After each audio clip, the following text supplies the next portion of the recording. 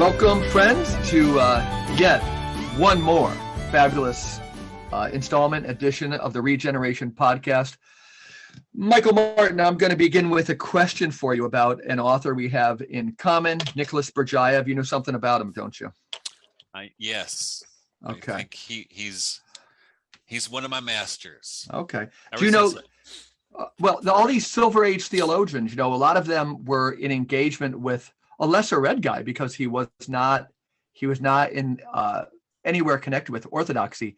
Do you know the name Vasili Rosenov? No, I don't.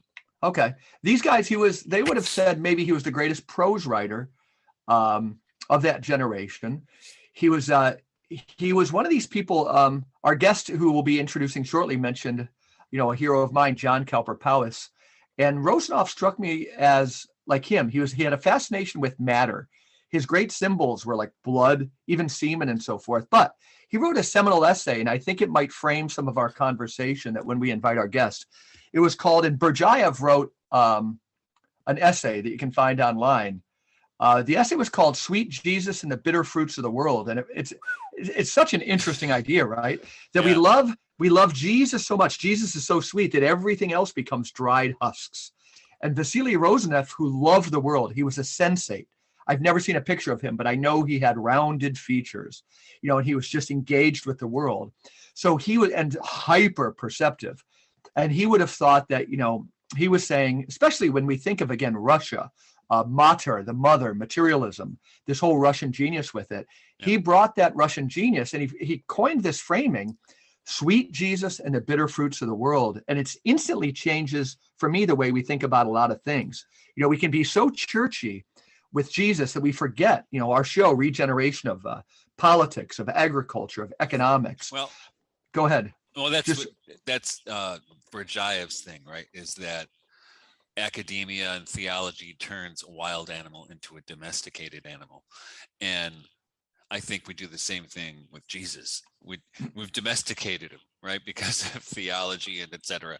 You domesticate the religious experience, religious activity, right? Yeah. I think Chesterton kind of said the same thing too in many of his ways, right? So that's we'll keep it wild, and we'll come back to that, like that idea many times. But I just thought, what a neat way to say, what we're exploring in this Regeneration podcast. So our guest this afternoon, and we're so glad to have him, is Dominic D'Souza. Dominic is the editor, we'll call it. We'll have him introduce ourselves, of Smart Catholics. And Smart Catholics it's a blog. It's kind of a clearinghouse of information and his ideas and so forth. But welcome, Dominic. And don't shorten this. Tell people about yourself before we kind of bring you into a conversation and grill you with some questions. Oh, thank you. No, honestly, you gents should just keep right on going. I mean, I love listening to the show, and I've started listening to it from scratch all over again. And I've read your books, and Mike, I've been following your blog and just sort of working backwards and trying to understand how you think and all. And as you mentioned, I'm the founder of Smart Catholics, because 3 years ago, I got so sick and tired of what I was seeing online, and kind of felt Catholics needed a new place to connect, sort of a home away from Facebook. And that then continued to grow as I began to realize making just another social network, it kind of perpetuates the problem. What we need is fresh leadership. And I'm hungry and looking for people with specific outlooks and specific voices, because I've been going on my own journey. So I've titled myself learner-in-chief at Smart Catholics, because I have no degrees. I'm a hobbyist, read a book a week kind of thing, trying to understand all of the stuff that was not given to me by hook or by crook growing up. So my day job is in branding and design, and that ended up emerging out of a love of storytelling. I loved writing novels, and actually I've got a whole brand on the side for writing stories and helping other people do that. That comes, I think, back to something that is very core to me, is wanting to understand the story of everything. So once you get that, everything else falls into place in my mind. So part of my conversion journey was growing up as a radical traditionalist, very fringe kind of cult, and then stepping away from that in the last 10 years and realizing, as I said just before the call, I need new axioms for life, and I'm not exactly sure what they are. And that's one of the reasons why Michael, you said in a couple of episodes back on regeneration how reading Tomberg just redefined your sense of what the word Catholic meant, to incorporate so much more, and reading that, the definition of Hermeticism and so on, that helped me to see this is what needs to be rediscovered. And I don't know where this goes. I don't know who else out there thinks like this or is doing this. So I'm going to start my own sort of just journey, reading, trying to understand, because there is so much I don't. And I see nothing in terms of professional Catholic circles that are also thinking along these same lines. So Well, very much learner in chief here. I think what I tell me if this is your experience, but where I became disenfranchised with the Catholic media / social media is it's all apologetics all the time, and no, intellectual engagement or conversation. It's just bum, bum, bum, bum, bum, bum, bum. Yeah. You know what I mean? Which it's okay, but it's not very nourishing. I'm embarrassed to say I don't even know what's out there. Like I would say, Michael, I called you and mentioned this podcast without even knowing like what other people are doing. But it's good to hear, I mean, from somebody like Dominic who understands media. I live 20 miles away from the headquarters of Ave Maria Radio. Okay. Right. Okay. And actually I've visited the bookstore. It's actually at Domino's Farms, owned by Tom Monahan. Sure. The greatest Catholicism money can buy. So it permeates the culture around here. It's really all play, and it's not horrible, but it's apologetics, and that only goes so far. It doesn't. You look back, and if you think in Catholic history, to the great moments of culture in Catholic history, even.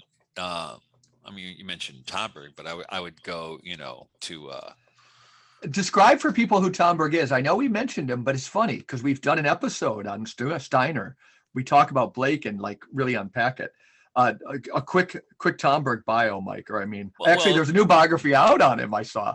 In fact, I just got it. The Lenten Tomberg and the monumental work Meditations in the Tarot. Right. Yeah. Well, Valentin Tomberg had been he was an Estonian or Russian esotericist who got into anthroposophy and eventually found his way into the Catholic Church and wrote probably one of the more miraculous, amazing books of the 20th century in Catholic. Maybe miraculous theology. is a key word, right? It's the Meditations on the Tarot.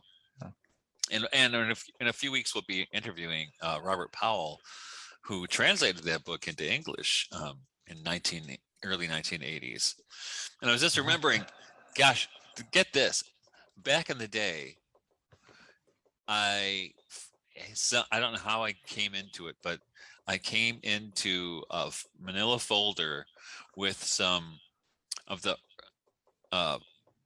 uncorrected proofs. I don't even call them proofs, uncorrected manuscript of Meditations on the Tarot from Robert Powell. Huh. And I gave it to a friend of mine. I don't know why I did that, but it was kind of it would be an interesting thing. Like, what do you mean? What do you mean? You came in like there was just a big file you found that had like. Well, I got it at a bookstore. Yeah.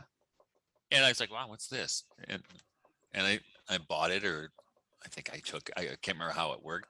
Yeah. Somebody gave it to me, and I gave it to a friend of mine.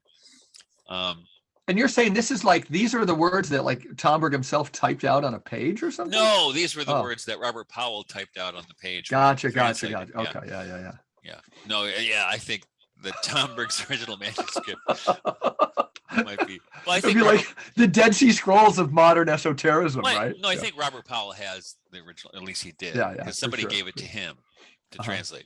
But I think if we look at Catholic culture, intellectual culture, there are great moments of it. And I think in the 20th century with Hans Urs von Balthasar in the Communio Circle, and he on the back here, I just happen to have it right here, my copy of Meditations on the Tarot that I bought in 1985 when it came out, and there's an endorsement from Hans Urs von Balthasar on the back, and actually he wrote the afterword to the German edition, which and the recent edition by Angelical Press it's in. But that was an interesting moment with von Balthasar and Henri de Lubac and Teilhard de Chardin. They were all friends, and they were doing something pretty remarkable in theology, you know.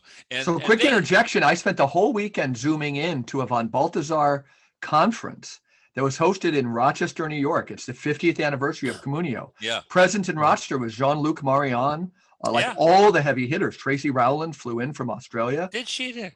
Yeah, and I'll have to, boy, I have a lot to say about what I heard, but continue. I mean, it was wild what I listened to. I think that was an important moment. And it was.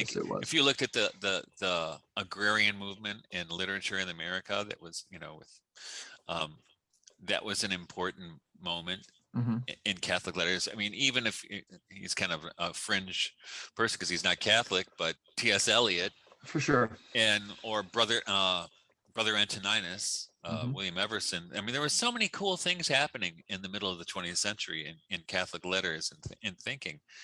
And it's, in the meantime, it's been, you know, kind of, you know, squelched and turned into apologetics. And there's not really anything remotely like that. And in fact, the reason I started Jesus the Imagination was because there's nothing like that. You know, I don't know if I succeeded there, but that was the impulse behind it, is come on, guys. Yeah. There's got to be something. So tell us more then, Dominic. You know, like, do you feel like naming the organization you grew up in, and like, how did you find it stifling? We're not looking to like badmouth anything, but, you know, start telling your story. Okay. You mentioned, Michael, like the amount of apologetics that's out there. And I think it's because it got first to the table with online media. But that's actually a very deep part of my background. My dad himself is an apologist. That's kind of been his bread and butter since forever. And we've moved all over the world. Like, I was born in New Zealand. He was from Brazil. My mom was from California. And then, what's your dad's name? Raymond D'Souza. He lives. Oh, yeah, I've seen it. Yeah, up near you, New York. Yeah. And he lived in South Africa and Canada for a while, and then, you know, New Zealand. We then grew up in Australia, lived for a year in France, a couple of months in Fiji, and then now settled in the United States. And it's just funny how things end up shaking out. We were on the sort of the fringe of this cult, never truly accepted. And the group is called Tradition Family Property, very apocalyptical, elitist, very anti-Vatican II, very radical traditionalist, that sort of thing, like right on the edge, you know, with like Society of Pius X, that sort of thing. Mm-hmm. And we were never like completely accepted into it. So we always were fighting for acceptance because there was something a bit different, or just battles with the hierarchy or whatever. So in my growing up, I was always trying to be the good little soldier and reading the foundational documents of this group more than things like the Catechism or sacred scripture or anything. And then came one point where I think it was just literally dating my wife, who then became my wife, started to open up things. She just asked. It's kind of adultery that's not adultery. Go ahead. Yeah. Yeah. She just asked simple little questions, or it was just her presence, you know. And as a sidebar, just this past week, Jonathan Pajot, his brother Pajot, and Jordan Peterson had a wonderful conversation about Genesis and so on. And they made this amazing comparison, or how do you call it? Exploration of the role of Adam and the role of Eve, and how the role of Adam, his job primarily is to name things, to be the one who creates the theories, the one who delineates and defines and so on, the one who impresses the order. But Eve's role is to be the receptive one who communicates with the things that are being named, who speaks with those fringes and allows them to come back. And she provides that loving admonition, that loving argument, not to destroy, but to make what is being built, stronger. And in my case, that's what was starting to happen to me from the inside. And the Pope Francis had just been elected, and this was the first time I'd ever really taken a Pope seriously or started paying attention to him. Up until that point, the Holy Fathers were always sidelined or put down. And then I remember there being one day where I realized I just got stuck. I realized I would have to be smarter than the Pope to decide if I could accept what he had to say or not. And I could never imagine doing that. I wouldn't live long enough. So I was then stuck because, of course, I'm now making myself the Pope, or at least that's sort of the attitude. So I started reading. One of the things that really kind of pushed me to rethink a lot of the things that I'd come to understand was actually archaeology. And we grew up watching Indiana Jones, so I loved that sort of thing. And I was introduced to Graham Hancock and all of his research about all of the ancient pyramids and how fascinating this stuff is. And so I started following and reading his writing, trying to understand what this meant, because it doesn't fit the timeline that traditionalist Catholicism and materialist Catholicism follows. And he's just making not these assumptions, but these conclusions that didn't make any sense at all. Fast forward a couple of years later, and I'm reading Language of Creation by Jonathan Pageau and his brother Mathieu. Discovered Michael's work through somebody sharing something about the Green Man.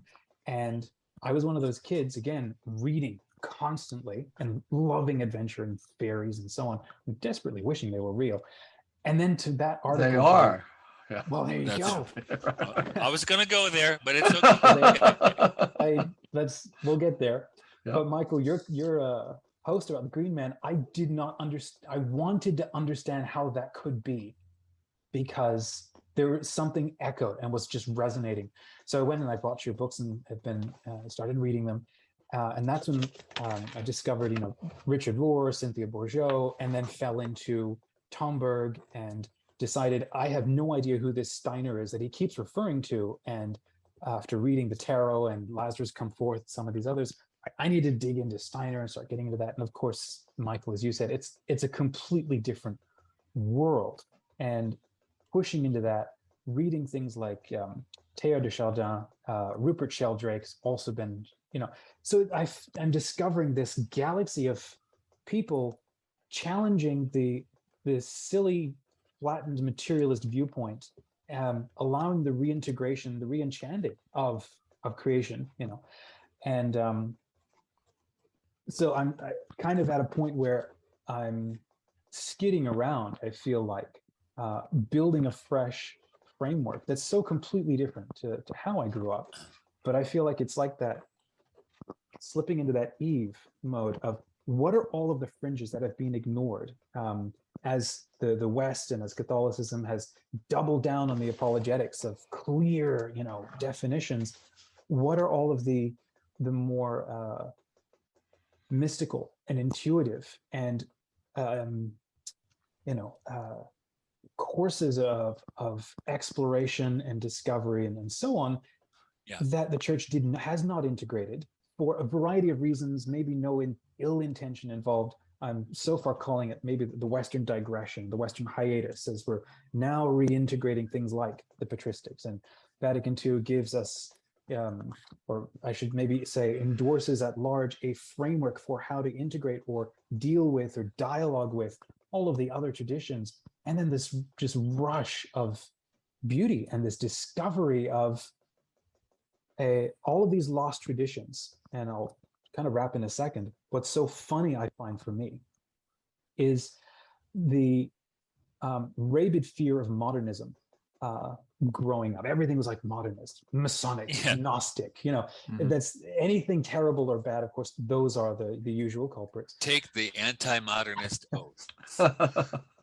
And then I go and I read stuff like Tomberg and Steiner and Teilhard and Powys now, who sits in my mind right between Teilhard and Steiner. What are you reading from Powys? I mean, talk about an unwieldy corpus. It's almost Steinerian. Go ahead. Well, I'm forgetting his title. It's that one book that he did on the Complex Vision. Oh yeah, it's wild, isn't it? Through because you recommended it. Yeah. I tell you, it's hard reading. The easiest parts are when he sort of waxes rhetorical, and then it's easier, but it's powerful.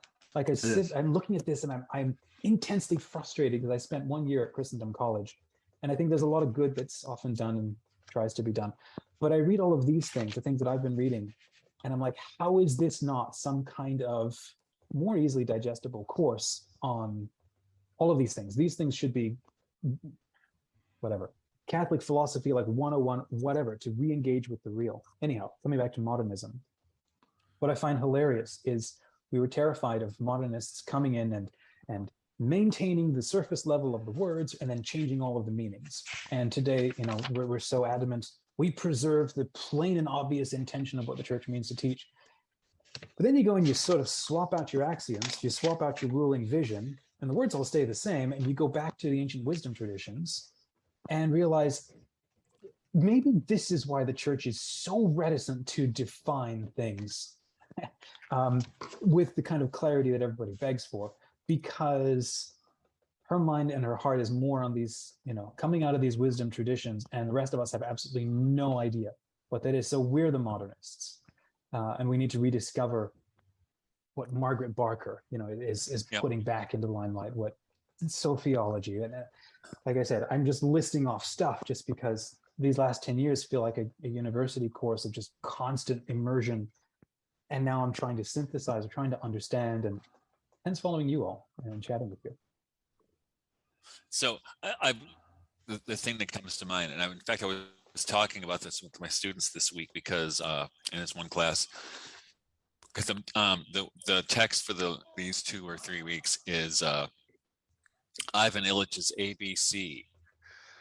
ABC, the alphabetization of the Western mind. I've read it at least 6 times. Yeah, which it's wonderful, and the students are really into it. It's a challenging text for undergrads, but it's important because it makes us think about what is the role of literacy, right? Yep. And it's complicated because I have a PhD in English, so I'm totally into the the literacy project, but what is it that happens with becoming literate? And part of it is the socialization or mass formation project. And so you go to public school, or you go to a traddy school, and you get the company line, right? You get these are the things we're pushing for. This is what all the reading material is leading you to this end, right? Mm-hmm. And very little of it is leading you to a relationship with the real. So if you're at a public school, and I was surprised because I'm 60 and my students are, I think in this class they're probably 19 or 20, and I was asking them what books they read in high school, and they were the same books I read in high school. The Great Gatsby, The Great Gatsby. I was To Kill a Mockingbird, maybe. I don't know. Yeah, it's the same stuff that they've been doing for 50 years. Yeah, and I was kind of stunned. And there's nothing wrong with those books. I think they're great books too. But and I asked them when I left them today, I said, I want you guys to think, because we just started fall break. I said, think about this. What is education for? And especially for those of you who want to go into education, what could it be? Because I think that's part of what Illich is doing in his project, mm-hmm. is asking us to interrogate our own assumptions and interrogate the structures within which we find ourselves. And it's interesting though. So Dominic was mentioning how when the internet first got going, it was the apologetics. It was like that's the first wave. But I also think, and I think you see this in Rod Dreher, right? Who's moving to Hungary? Is he? That's what I heard. Well, the apologetic, it strikes me as crazy, by the way. Go impulse. Ahead. He's got trouble. I feel sorry for the guy. I do not dislike him, but the apologetic emphasis is about getting it right, you gotta get it. It's drill sergeant theology in a way, right? Making sure everybody gets it right. But if you look through history,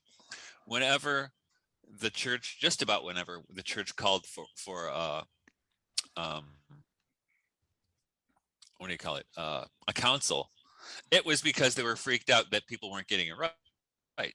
So if you go back to what was the one, the Lateran Council, which is when they tightened up the Eucharist, when they decided that the faithful didn't need to get the holy blood, right? Because we got to straighten things up here. And then with Trent, they're like, okay, you got a Reformation, we're going to give you a counter Reformation. Okay. So it's all about tightening up the ship and laying down the law again. And then Vatican I, Vatican II, the same thing, right? They're usually born out of panic by the administrative class, or the elite class, you could say, right? Because if you think about this, throughout most of Catholic history, the laity, the peasantry, kind of moved along ignorant of what was going on with church politics. You know, they did their festivals, they did their May days, you know, they did the liturgy, you know, they were totally into the Catholic way of living. But then the Reformation comes and says, well, you can't do that, that's not Christian. And then there's the pushback, and eventually, and as I'm trying to think who it was that's mentioned this, but what happened from the Counter-Reformation is that the Catholic Church itself became more Protestant. For sure it did. You know, so, and to me, I think there's more Catholicism in the poetry of Robert Herrick, who was an Anglican priest, and than most Catholic theology since the 17th century, because it's based on really communio, not an intellectual, you know, seminar system, but it's really about the community and how you do Catholicism. How do you do it? You know, in an authentic relationship to the real. How do you do that? Rather than, well, do we have the rules right? Let's, you know, those people who are like, I can't really do this right now because it says here. And lived experience will teach you that the way to that. And it's interesting. I mentioned that I gave a talk at Cambridge University a couple weeks ago, and it was on Pavel Florensky. Even though I was by Zoom. And the first sentence of Pavel Florensky's monumental book, The Pillar and Ground of the Truth, is, in fact, it's right here. I don't have to remember. I can tell you what it says. And so what it says is, living religious experience is the sole legitimate way to gain knowledge of the dogmas. Yeah, shouldn't that be so self-evident? Right. That is how I'd like to express the general theme of my book, right? And I think, and I never got that. I don't know about you, but I went through Catholic school. You know, Catholic school was 13 of the best, years of my life. Catholic high school was 6 of the best years of my life. You know, but I didn't get that, and I was definitely a person who hungered for that. And I would, when in religion classes or catechism, I would always ask those questions, and we're not interested in that right now. We're talking about sin. I said, well, I know the ways to sin. tell me how to know Jesus by not sinning. Okay, fine. You see what I'm talking about, right? We've, and that to me seems an authentic, what Florensky is talking about there is an authentic way into a religious life that short circuits the manualist, and you can call it the manualist, but you can just call it, the left hand of the catechism approach. That's what I've been lately calling, again, the disease of religion, which Jesus came to cure, right? Like this thing where we memorize some formulas, tightening the ship, this thing that can be just clearly handed on. I think we can only see the position we're in and the urgency of us getting out of this position for sanity. I'm basically a one-trick pony on like the mental health of young people. Right. But we're now reaping the fruits of giving people this religion, and it's really dangerous to the mind. It's not religious experience, it's religion. And we can't apologetics our way out of this trouble. No. And your favorite whipping boy, Michael. Yeah, right. Well, it's like, the old joke, I cut this pipe off 3 times and it's still too short, right? That's kind of apologetics. Yeah. So this sounds like it mirrors your journey, Dominic. Kind of share, what you've discovered. And you said you've just been reading so much, a book a week. Maybe it's like, what are the questions? Not that Michael and I would have answers. What's surfacing for you? Because I think your journey is emblematic in one sense. It's funny that you mentioned the names. Dan Horan is on your website, and Richard Rohr. And after a while, I had a Rohr phase, and I can't say that he's not there. Like, I can read his books with profit. Mm-hmm. At this von Balthasar conference I mentioned, and when I read Richard Rohr, like anything, we need a tripartite anthropology back, right? Body, soul, and spirit. And that's crucial to Steiner. It's a seminal moment in history where he says, and yet this von Balthasar conference was just talking about body and soul all the time. And it left me dry. And I wonder tell me if I have a too simple understanding of Rohr, but he's got all these Fowlers, and they identify as like, our path is non-dualistic. And maybe Bourgeois is a little bit like that. And I'm not trying to tie a tripartite anthropology to non-dualism, but I think non-dualism can only take us so far, right? What is Rohr doing now? I know he's so popular. I wonder why he leaves me dry. I was once at a conference, the diocese invited all these big names to give what's called the ministerium, the Rochester Diocese. And it's, all the priests and laity who work for the church. And two of the big names were able to say yes, so they had them both. One was Timothy Radcliffe, who was the leader of the Dominicans at the time. And I had just been named to run my parish as a layman, and Timothy Radcliffe put me at ease. He wrote a book on like why we go to mass or something, but he also stood in front of people. The shirt was untucked like mine always is. His fly could have been down.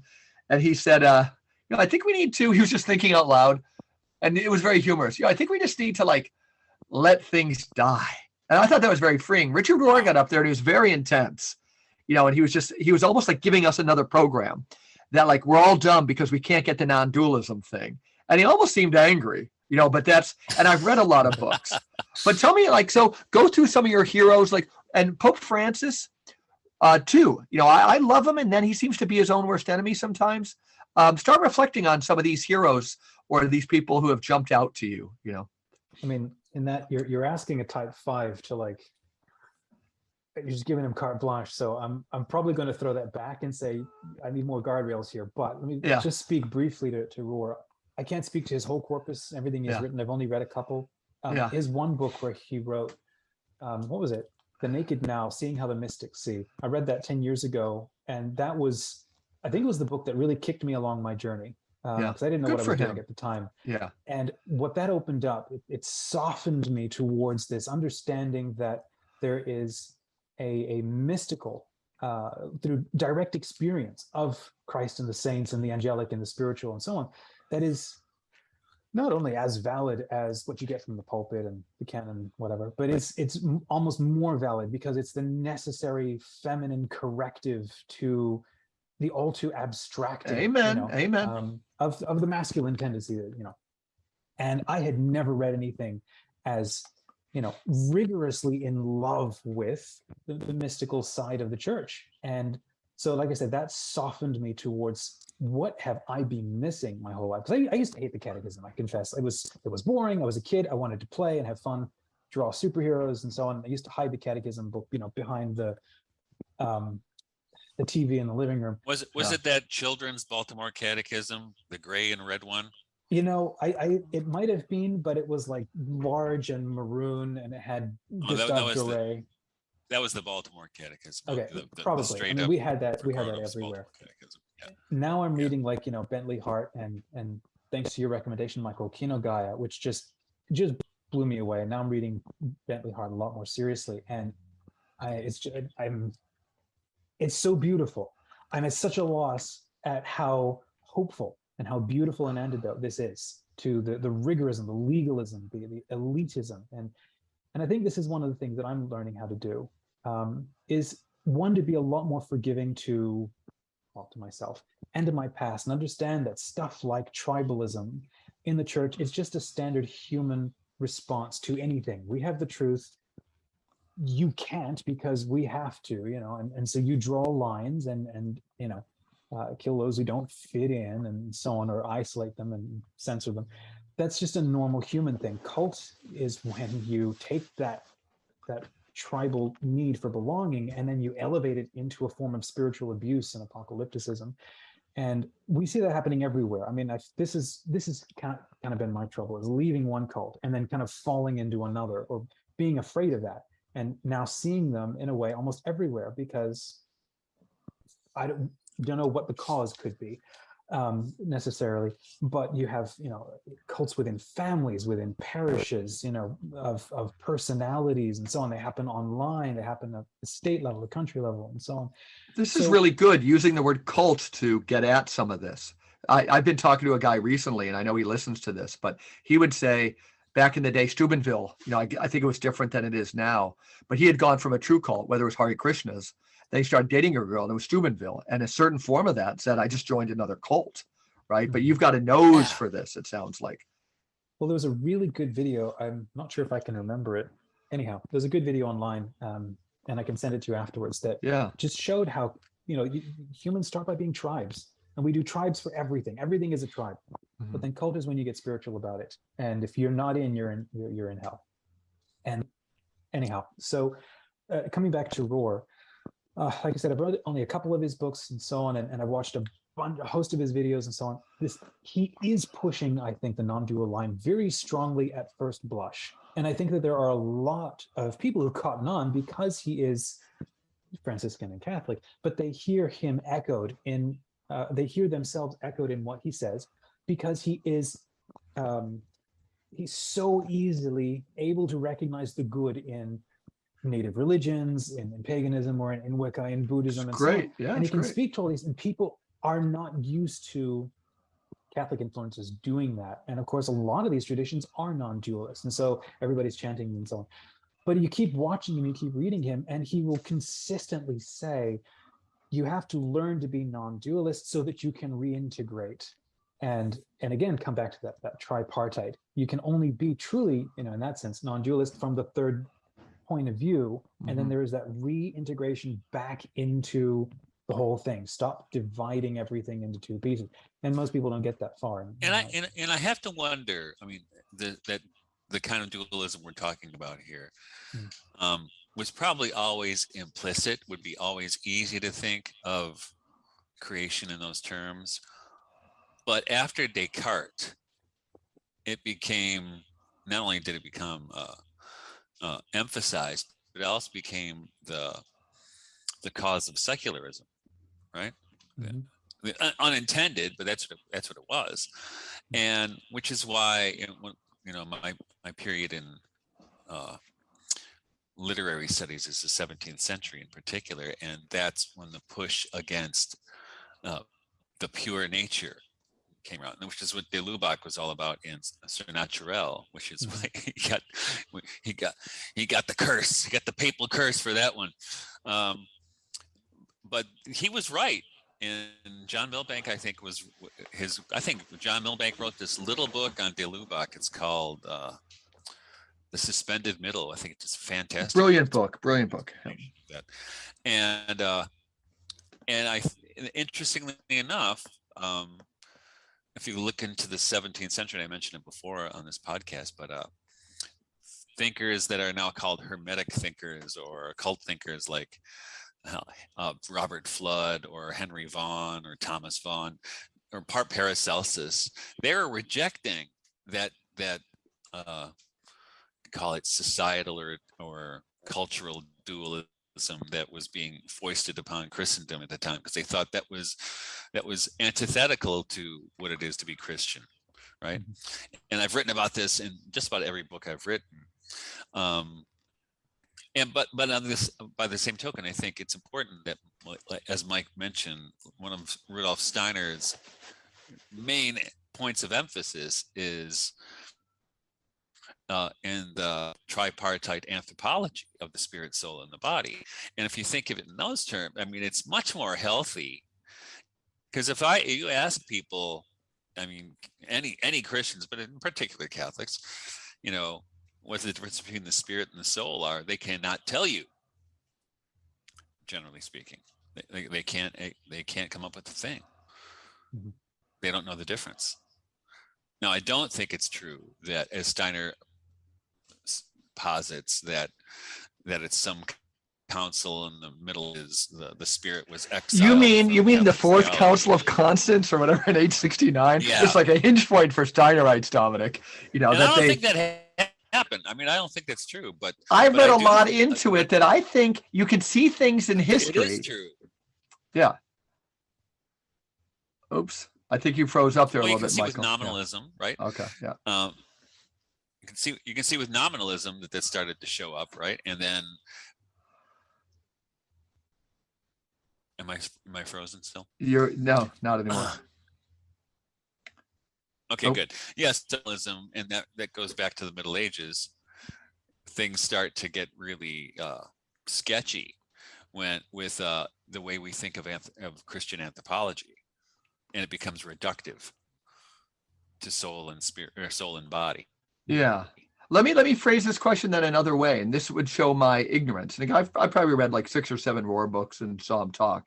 But is there so if we say, that Buddhism has a non-dualism, can we make a distinction between like a world affirming non-dualism and a world negating non-dualism, or is non-dualism non-dualism? I guess I probably have this bias that a non-dualism ends up being kind of world denying and doesn't necessarily take us to the real. Tell me, Dominic. I don't know that I could answer it sufficiently for you. So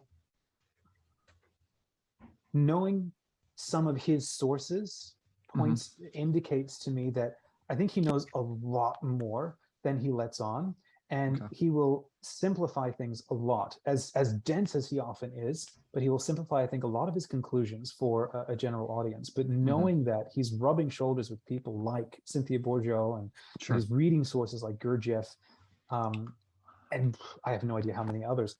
So I've then tried to go on to read those, understanding that if that's where he's coming from, then I'm pretty sure that as one continues to spend that time with him, it is a world affirming. Dualism. And one thing I really like about him is, and I've never done it, I don't know my Enneagram number, but I love somebody who can kind of throw back in the face those people who have their apologetics tape that the Enneagram comes from Sufi mysticism, ergo it's a tool of the devil, right? Yeah. And that's just too common. So I'm glad that Rohr, with his big name, has published 2 volumes on the Enneagram, and I want to lift him up and say, God bless you, Richard Rohr, for that stupid apologetics point, right? Is this the point where I mentioned yoga pants? You know about the yoga pants thing, right? No, I don't. Tell me. They're from the devil. Okay, really? Wow. Didn't know it. It's not really flattering fashion. I just want to say that. But along those lines, like that point of yoga, like this is again one of the things like that really pushed me to want to start something like Smart Catholics. Is one, nobody I knew was having discussions like the names that I'm putting up together and that we're talking about here, at least in Catholic circles.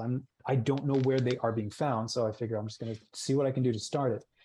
But I remember one of my a collaborator, somebody else in ministry, he was terrified to publicly align himself with the Holy Father because he had a variety of suppliers who are quite avidly against the Holy Father, and he didn't want to tread on toes and so on.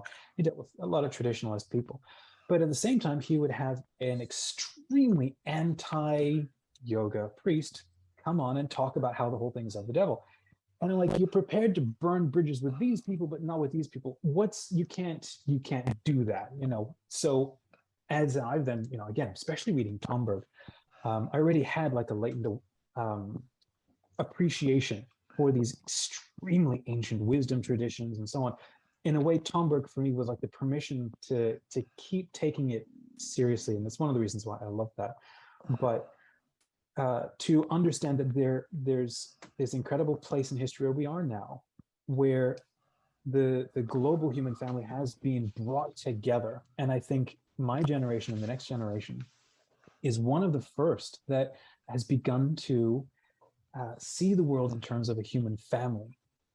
This is an important thing. Stay with this generational piece. People will know I'm interested in that.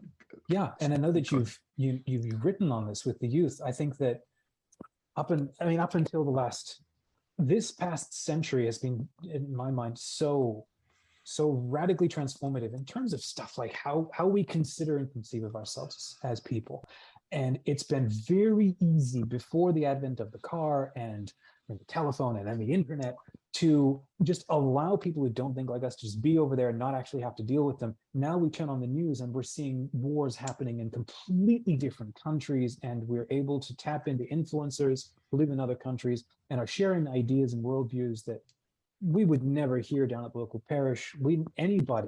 Nobody lives close to the local market or their local parish. In a way, we're such a disembodied world because we live so far from things that we believe are valuable and real to us. Which is why I love both the fact that you farm and garden.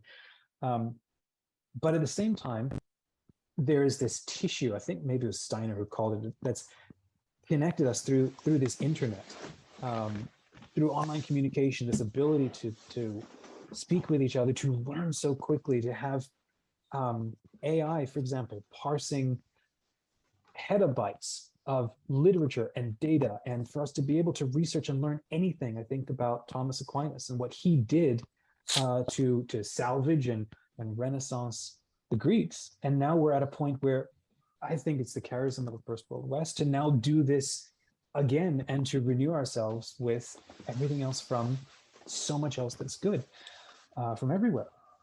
But at the same time, there's go ahead, Michael. Sorry. Well, I think we're ripe for Renaissance, right? As the Florentine Renaissance, even though Bergey was not a big fan of it, what was beautiful about it, the Florentine Renaissance, was that all these things you're talking about, Dominic, with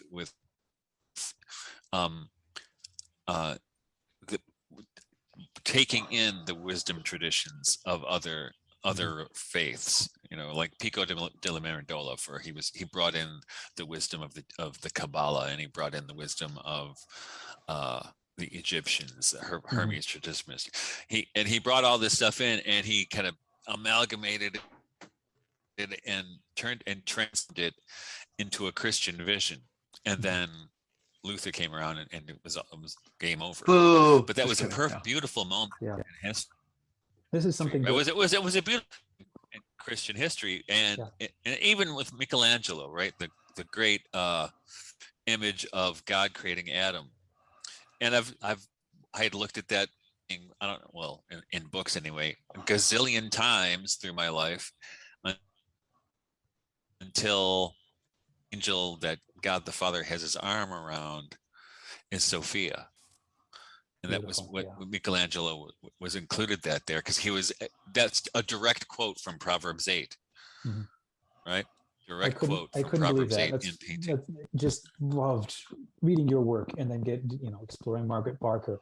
And in one, mowing the lawn became a transcendent thing for me after that. And just starting to just simply pray to her and recreate, so much to want to talk about. I do want to come back to one point though about wisdom tradition. I think this is something that I hunger for, because I want to understand. I want to know what's there, what's been missing, what we should be open to, and how, not just how it works, but how it's lived. And I think the one thing that has probably saved me from completely going off the rails and becoming the kind of academic that I'm terrified of has been my family. And for the last 10 years or so, my wife has been very badly sick. She had Lyme disease and so on, has been very so sorry to hear recuperating. that. Yeah. Thank you.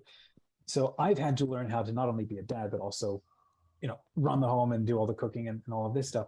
And it was actually in reading Gurdjieff that I couldn't help but laugh and had a flash of insight, where he would talk about the function of a wisdom school and of a mystery school and how they would work. And the first thing that you do when you come in is you shut up, you don't learn anything, and you go work and you dig, or you carry that rock from there to there over and over. We need to literally change out all of the cells in your body and give you fresh matter to work with, because you're currently imprinted with everything that you thought of before. We need to change all that for 2 years. During that time, we need to decenter your ego. And the guy would just, the guru or Gurdjieff would walk by and whistle or something, and then everybody had to freeze. Didn't matter what you were doing. We'll try to get around it. The point was, it would be an impossibly uncomfortable moment where you had to freeze and hold it until you fell over. And part of what that was to help you understand. You need to realize your desire to control your own body is good up to a point. Then you have to learn to let it go so that you can more freely be present in your body. All of this is sort of setting you up to begin to understand these more deeper things. But until the tool itself is refined, you're incapable of truly making sense of these things. And I read that and I felt a sense of hopeful relief in looking back at the last 10 years and realizing that's kind of been my call that I failed terribly in all kinds of ways, of little one, waking up in bed at night or crying or accidents happening or needing to just stop everything and take care of it. This has helped me to begin to see the family is of itself a mystery school, and it can teach its members all of that same training that one would get in a mystery school, because you are constantly having to decenter, to practice, to enter into that space of free and forgiving love. Like how it says, love is not just turning a blind eye to somebody's deficiencies, but sort of laughing in a sense of humor and freedom at how imperfect they are, but knowing the beauty that and the perfection that is latent there and that can be there. And I'm so flattered somebody's reading Powys. It's great. So we'll leave another conversation. Well, just beautiful. Yeah, it's great, Dominic. What you're Dominic, before you got about the anxiety out there, possibilities of nuclear war, things I never thought would happen, right? And yesterday, somebody asked on social media, "What are you doing to prepare for a possibility of nuclear war?" And I'm like, "You're fading a little bit again, Mike." Yeah. But anyway, I said I chop wood and carry water. Yeah, I saw that. I saw that. Yeah, I did. Yeah. So interesting, So Mike seized up a little bit there again. Dominic, tell me, do you, with your dad, Raymond D'Souza, I think I've heard that name. What does he think about your journey? Do you guys talk on a regular basis? So how would you describe him? I don't want to turn him into a caricature, that he's just a Raymond Arroyo, who's not an apologist, but he's just, tell me, how's this, what do you learn from that exchange? We've been estranged for the last 10 years. I'm so sorry to hear that. Yep. Does he I think you're going to hell? I don't know. I'm sure he hopes I doesn't. I think he's probably sure I will.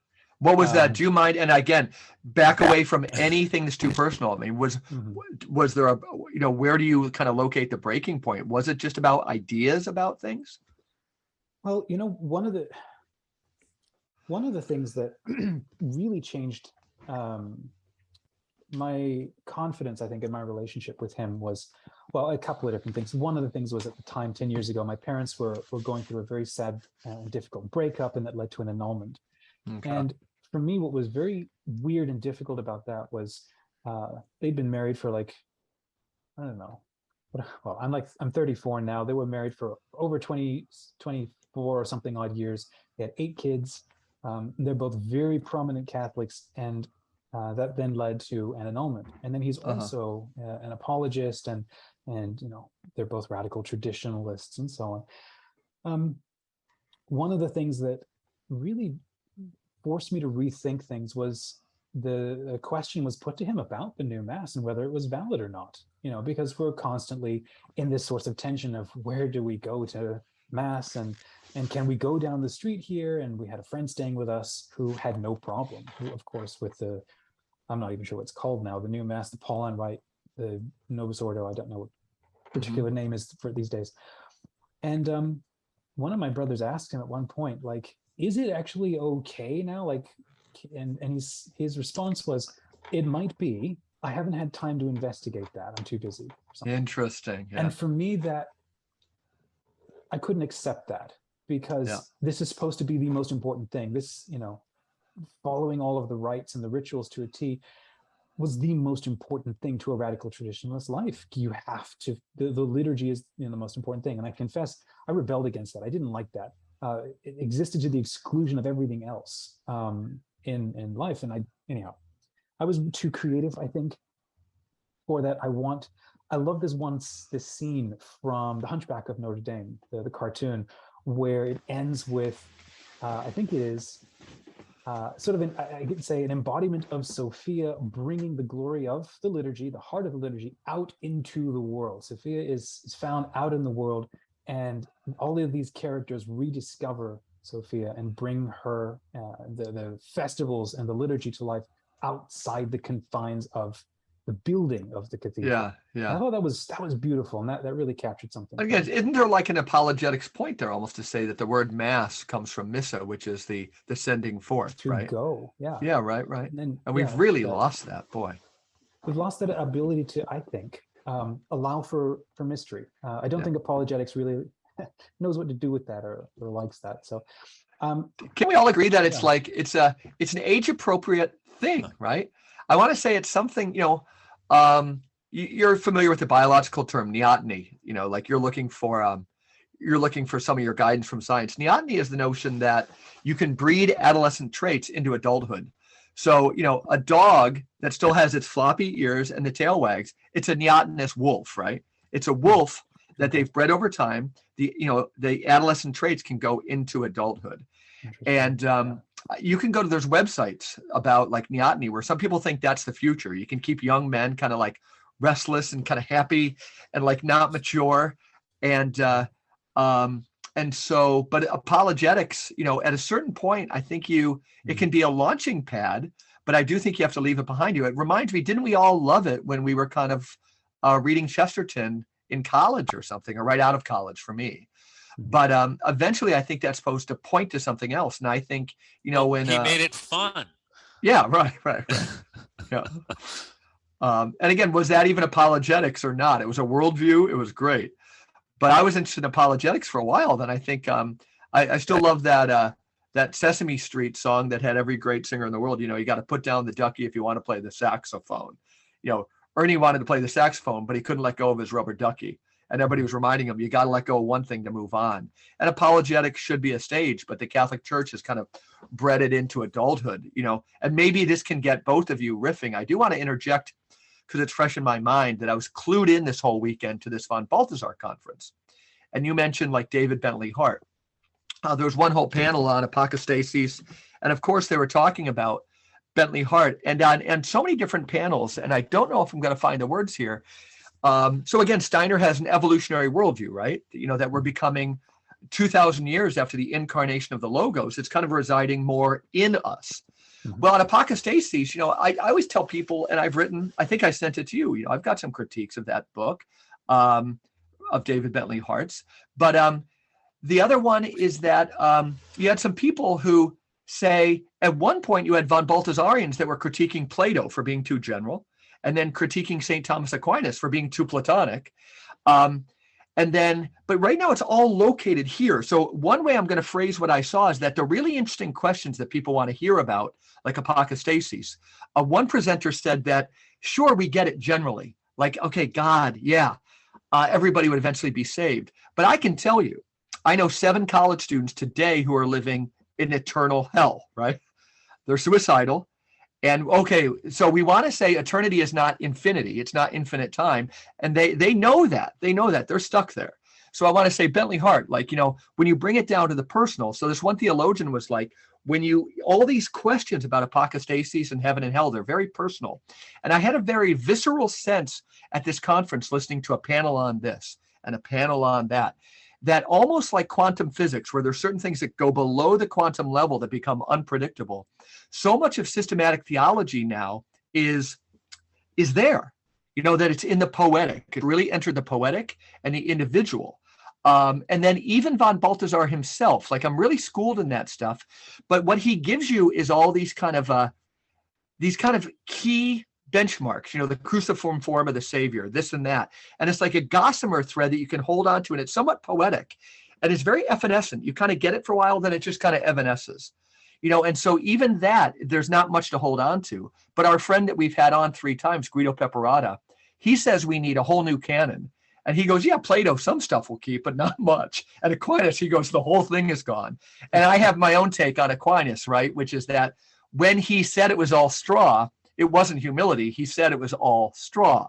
And then Marie Louise von France, who is Jung's great disciple, she has a book out there trying to prove, and I've read the introduction, but that Aquinas, which was largely held for a long time, that when he was done with the Summa, that he wrote this alchemical tract called Aurora Consurgens. You can buy it, and there's an authorship question that hasn't been refuted. But I love the poetry of thinking Aquinas said it's all straw, and then writing an alchemical tract. And it's something that we need on this authorship question. We need more people to investigate. But I want to say that, like, with your dad and apologetics, there's something happening now that it's with the incarnation, it's going down and down, and it's very personal, that I almost felt like systematic theology kind of lost its thing. It's still too Thomistic, too Platonic. Well, we've got to find a different way of talking. And I think we're trying to pioneer it here. Does that make any sense, Michael? I mean, you're one of my closest interlocutors. Well, I think the problem is that with systematic theology, it's just become professionalized. Mm-hmm. Just like all of academia, it's just professionalized and compartmentalized, and it's no longer related to anything. I shouldn't say no longer, but very often it's not related to anything that's real, which is why I also appreciated von Balthasar so much, because his turn to the poetic allows splendor, one of his favorite words, to shine through his theology, but also to show us where that we can locate that in the world. Mm-hmm. and that can be in theology, or it can be in creation, or whatever it can be in poetry. That's why he writes about all those different things. Mm-hmm.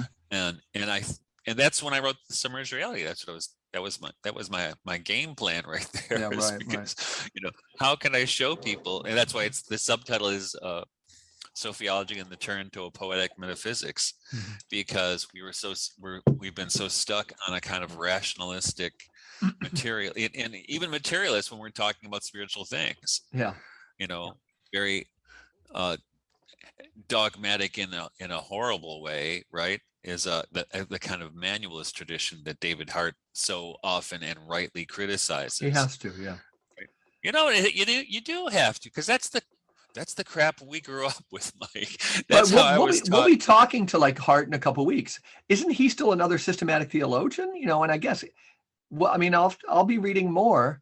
I just wasn't really impressed with the Apocastasis book. It's a solid argument. It just doesn't get at the mystery of life at all.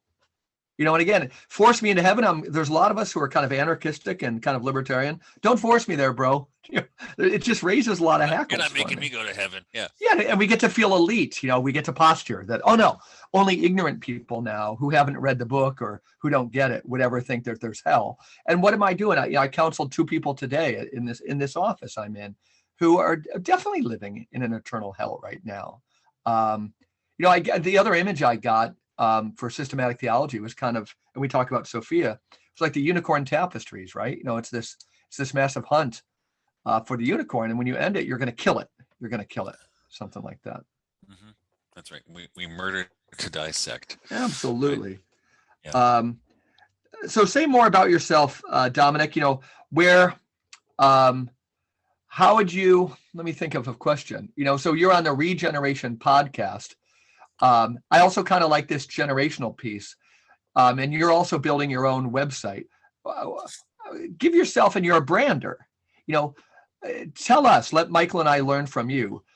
How would you brand, just shooting from the hip, where we are and where we need to go? Is that a fair question, or is it way too open? When you say we, you're referring to the Regeneration podcast? No, I'm going to say speak generally. Yeah, the church and kind of young people and like where we are at this moment in time. Pope Francis, is he firing on all cylinders for you, or is he getting a lot right and some wrong? Well, so one of the sites that I've been following and has been deeply, I think the word is germane, but I can't remember the definition, helpful for part of my journey has been the website Where Peter Is. One of the things that they have done is really drill into what does he actually say on his own terms, and how does it, not if it does, how does it square with the Catholic thing? Yeah. And there's nobody else out there that I've known who's like that. And so there's one group that I've good for them. Not just yoked myself to, but I will listen carefully to them as well and integrate that. I love the Holy Father, and I think because my dad's from Brazil, I grew up with a lot of that Latin American je ne sais quoi, whatever the word is. And when the Holy Father speaks, it's not a problem for me to understand him or just kind of get where he's coming from. And when he's sort of flippant about these fundamentals, like, well, I know what you're saying and how you're approaching stuff. For me, it's not a big deal. I liked it too. So, but I always say think for me, airplane interviews are the best thing out there. They drive all the neurotic people crazy. I think they're the best literature, right? When he's just shooting from the hip on an airplane. Yeah. To your question, one of the things that for me has been, how do I say? I have a little girl, and she's about 9 years old now. And part of my challenge is I don't actually know what I want to share with her. I feel like I have drunk from so many springs. I want to know what it is I can distill that's actually going to be helpful for her, because I know I cannot give her what I was fed on. What a great way of framing this. Continue, yeah. So in a way, for me, there's a re-engagement with so many things that needs to happen to make sure that what I share with her is what I feel is real, and re-engagement with the real. And like Michael Martin, I sure wish I would understand what it is you have shared with your children, because I'd love to understand that. But anyhow, the other thing that's also helping me, I think, to also re-engage with the real and try to understand what is growing in me as a distinct charism for the church now is I have a beloved family member who is no longer practicing Catholic and actually can't stand religion at all. Very much the kind of, spiritual but not religious sort of thing. And in conversing, with this person a lot, what I begin to realize is not just my inability, but the inability, I think, for the church today and for religion today to make any form of connection with this person, because it is so much of a post-Christian sort of thing. And as this person is talking, all I hear is, well, the kind of things like not appropriate to say, which is, yes, you've learned this thing, but you haven't gone far enough. Yes, you're in love with science, but you haven't gone far enough.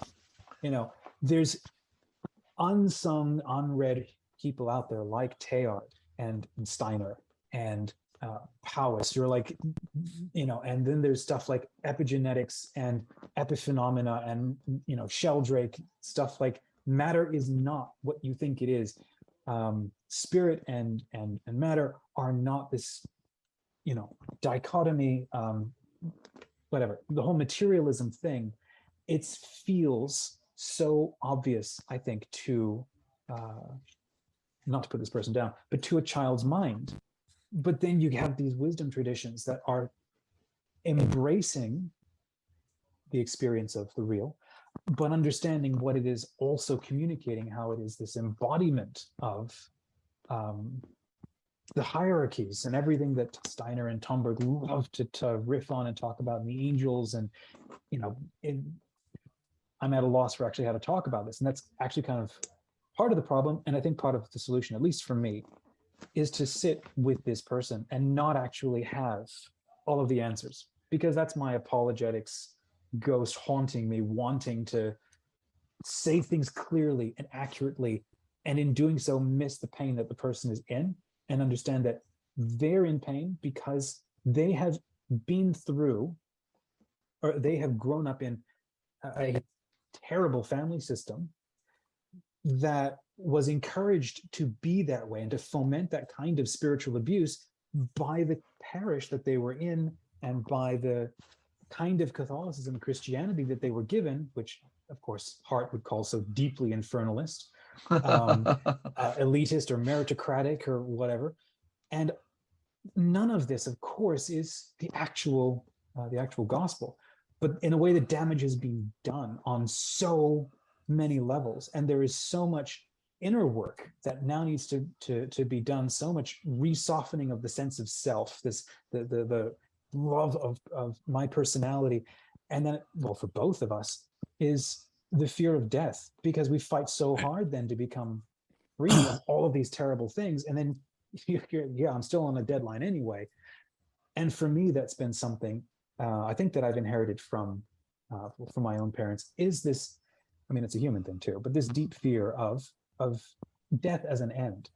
And this is another reason why I've fallen in love with, again, these lineup of speakers and so on, because they not only advocate, death, where is thy sting? And death is not the end, but the fact that it's human life and human living is the prelude to a much larger story, but it's the necessary proving ground for your capacity to grow in resilience and receptivity to the greater adventure of what it is to be alive, and to begin to start to see that. And again, it comes back to, well, where are the wisdom schools? That's what they're supposed to be teaching us. And so part of this is like, yes, there's lots of learning stuff that needs to happen, but then there's also, I need the silence and a little Tai Chi in the mornings to come back into my body. I need to stop watching YouTube and podcasts every time I'm cooking and play I Spy with my little girl and see where those conversations go. And what I then find is every day is like a key that is trying to unlock me to find out what it is, like, what is my contribution? Who am I? Apart from all of the ghosts that are rattling around inside of me, to begin to understand what is it that I'm actually here for, and who actually am I, apart from everything that I've imbibed from, well, everybody else and all those that I have been told or thought these are the ways to be. So bit of a ramble. I liked it. That was good. It. Yeah. That was a great ramble. Now you're reminding me of, the responsibility of a parent, right? So how do you bring your children into this? And this is actually, when we had the conference in 2016, that was a big part of it, is because what are you going to give the kids? How is this going to become living for them? Yeah. And before that happened, my daughter Zelly, who's now 19, I was in the house one day and I caught her bawling. She was crying her eyes out. What's the matter? I'm just going to hell. I'm such a horrible person. I said, where did you get this? And the Martin I was household, reading I'm this surprised. book. Oh, okay. And what it was, Bonnie had I don't know if she was using it for anything, but it was like that lousy version for kids of the Baltimore Catechism. And Yeah. Zelly, who was a precocious reader, so she was probably 5 or 6, and she was reading at probably a 4th or 5th grade level. I'm like, you're reading this? I threw it away that moment. So this is not how we're going to teach you. God is, so that sense of, there's this a scrupulosity, obviously, like this rigidity the Holy Father speaks to all the time, but there is this scrupulosity in that kind of literature. And I became very intensely scrupulous for a long time. And then this person, it's so painful, Dominic. I deal with a lot of, it's so painful. Yep. So I don't deal with it personally, but I've seen, again, so many young people so heavily burdened by that. That's right. And here's the thing, guys. You're supposed to celebrate the Mass. Not endure it, and everything should be that, right? This is why we do all the festivals here on the farm. In fact, and again, it should be the anti-scrupulosity, right? That's the Sophia, like the feminine. You can't put a grid on it. The flowing, the growing, all this stuff, the real that's constantly in motion. Again, Michael said we have to divide we have to kill in order to understand. Yeah. That's why it's so urgent, because in an anxious world, almost any of us could be scrupulous. So it's imperative that we get the Sophianic element, so that we know that our whole thing's in motion, folks. I always say, you take a young college kid who's kind of OCD and you tell them there's this kind of club that'll tell you to say certain prayers on a Monday, certain on a Wednesday, that you can eat meat at this time, but not at the other time. And they gravitate towards it like flies to shit. They say, how can I sign up? But they're signing themselves up for a prison. But just as I asked, I'm always trying to flip the script. The problem with our priesthood right now is look at a seminary, which is so dysfunctional, and say, who would be drawn to that? We need a completely different way of training priests. But we're getting the people, the medium is the message. Michael Martin was talking about reading Barry Sanders' book that he did with Ivan Illich. But when Ivan Illich looked at schooling, it was the medium is the message. But it's a sense of urgency, which is not the liberalization. And that's where maybe, and forgive me when I mentioned Richard Rohr or Dan Horan, At one side, when they speak, I've got 4 kids at St. Bonaventure, and Dan Horan speaks her all the time. And he could just be seen as kind of a nondescript commonweal, and commonweal's fine. But, just kind of this kind of bland, kind of liberal Catholic. And he's much more than that. But, we're all hungry for something that's not just the tertium quid, but truly Sophianic, and truly with the real. This is what riveted me about, Tomberg's, tarot. And I was just rereading my highlights last night to just remember some of them, where he speaks to the great, what did he call it? The great sacred magic that Catholicism is. And he keeps on using the phrase enzymatic, right? It's like enzymes, a fermenting, a growing thing. He's trying to create a growing in you. Yeah. He's not trying to hand on a deposit of faith, right? This big museum, and even though the Holy Father also speaks to the church as sort of the hospital, the field hospital. It's great. I think it's wonderful, but it's another insight. Yes, it's where there's part museum going on, there's part field hospital, there's also part festival, But I think we've completely lost any sense of Catholicism being a festival, like what Martin does.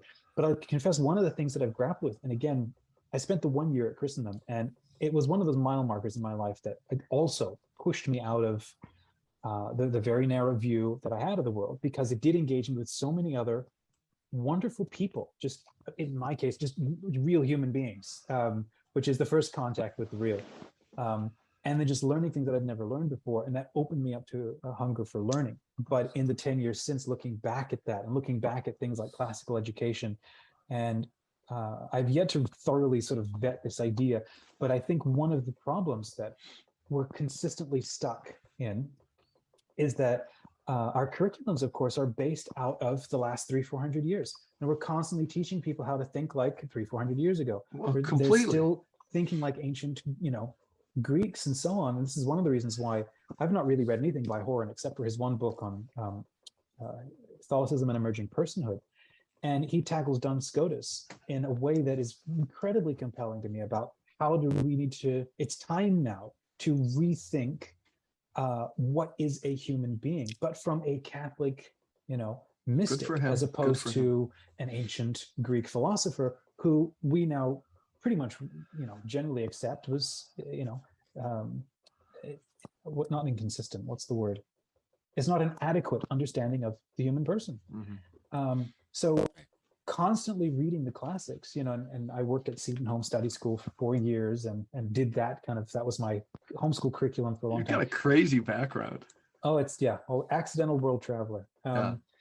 But that, again, everything in that curriculum is I'm assuming everything is always well-intended. Well-intended as it is all not just out of the last 400 or 500 years with all of its attendant problems and so on.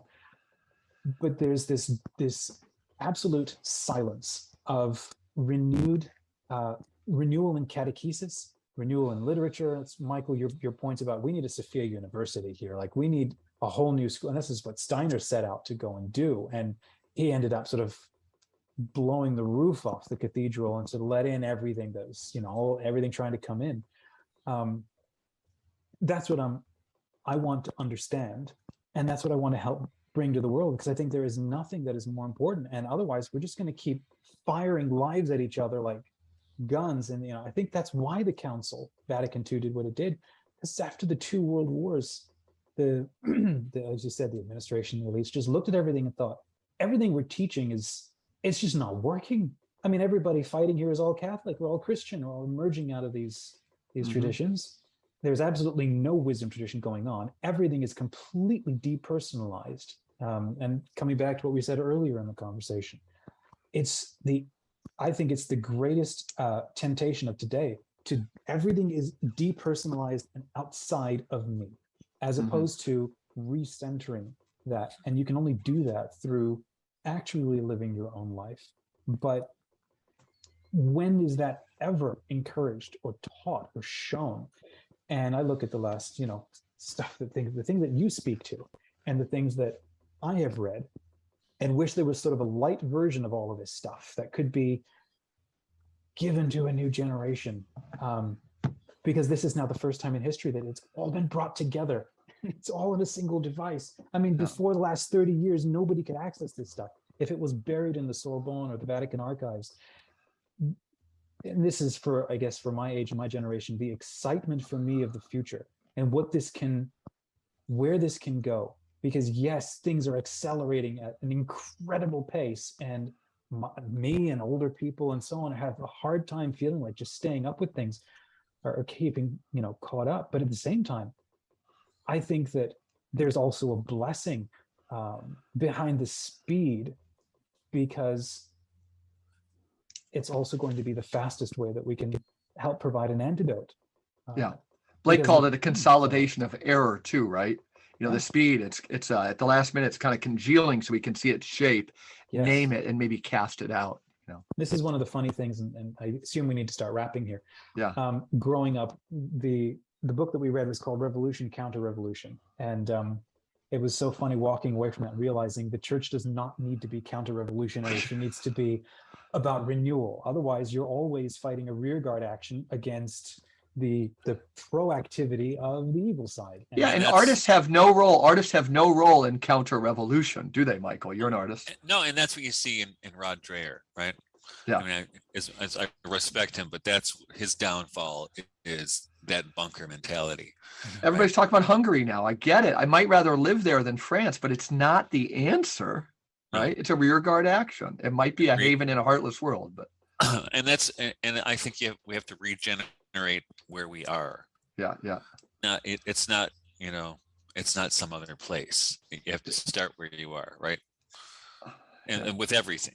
It's you don't wait till things are perfect. You start with what you have, with what's right in front of you. And honestly, this sociological metaphysics, it creates a completely new view of history, and it changes the story completely. For me, the story of the last 400 years has been a frog march it down to hell in a handbasket, with these successive revolutions, just nails in coffin as culture becomes progressively de-Christianized. But now I look back and realize, oh no, every single one of these revolutions was a corrective response to a calcifying of how the church has reacted with the state or created situations. And the human spirit, and I say human spirit in the loose terms, I would say it's Sophia kind of rolling over. It's never going to stay this way. It can't, because it does not incorporate the full genius of the human spirit. And of course, the emerging, Steiner would say probably the Christ impulse. Creation not closed, but the first act of creation ended with the incarnation. Now there's a new thing. It didn't end like a billion years ago with a big bang. It began with Christ.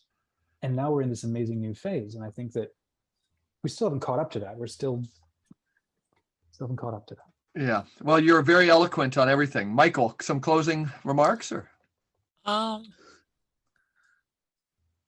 I think I would love where Dominic ended right there, because I think that's the thing, that's the ticket, and and that's what I've been working toward. Christ yesterday, today, and tomorrow, right? It's like St. Patrick's breastplate, right? Yep. Christ before me, Christ within me, Christ to my right side, Christ to my left side. And you ever see there's a beautiful moment in the film To the Wonder, I think it is, seen it, by Terrence Malick, where this priest is going through the really rough part of Oklahoma, with the really poor people, and as he's going through there, he's actually praying a version of St. Patrick's breastplate. Yeah. You heard that the outtakes from that movie were the hit at the Cannes Movie Festival 2 years ago? I did not hear. No, it's huge. I'll have to look into that because you're a Malik fan. Yeah. Javier Bardem, right? Is that the priest who played? Yeah. So, Malik, he just films and films and films, and they splice the best things that weren't in the movie, and they're meditative. But there's hours of that stuff, Michael. You'll have to find it. I'll find it for sure. Yeah. So Dominic, we'll have you on again. I can't thank you enough. Again, I find you're very clear. And again, like very, very sorry to hear about the sickness of your wife. Very sorry to hear about a split with your dad. But like the clarity you've inherited from that apologetics training, you've definitely taken, the lemon and turned it into lemonade. And I'm not trying to be trite with that. I didn't say. I guess I was trite, but but you've kind of laying that down in a real neat way that I've certainly learned more than I've given with this. So again, Smart Catholics, do you want to give people the actual web address for that? Yeah, smartcatholics.com. It's a free online community. At this point, it doesn't have any of this level of discussion. in it. Largely, I don't know, you could say the last 3 years have just been putting down the foundations and looking for a direction, or perhaps just giving myself the permission to accept the direction I've always wanted it to go in. Yeah. And I think having these kinds of conversations, and God willing, being able to serve, support, and collaborate with you, this is the kind of smart Catholic, stuff that needs to happen to get us out of our heads and then back down into our hearts, because it's not smart to stay in the top left quadrant. Of What a your brain. great way to wrap it up. Yeah, it's not smart does not mean staying in the head. In fact, that's the opposite. Well, again, bless you and your family. We'll stay in touch. It's kind of a community here. And can't thank you enough for joining us on the Regeneration podcast. Next week, who do we have coming up, Mr. Martin? Oh, it's the Robert Powell one, right? Robert Powell next week. Good. Translator. Yeah, you'll have to tell me the questions you want to ask him. He's delved into astrology and so many other things, but again, the translator of Meditations of the Tarot. So again, thank you, Dominic, and we look forward to seeing our friends again next week on the Regeneration podcast. Have a good week. Yep.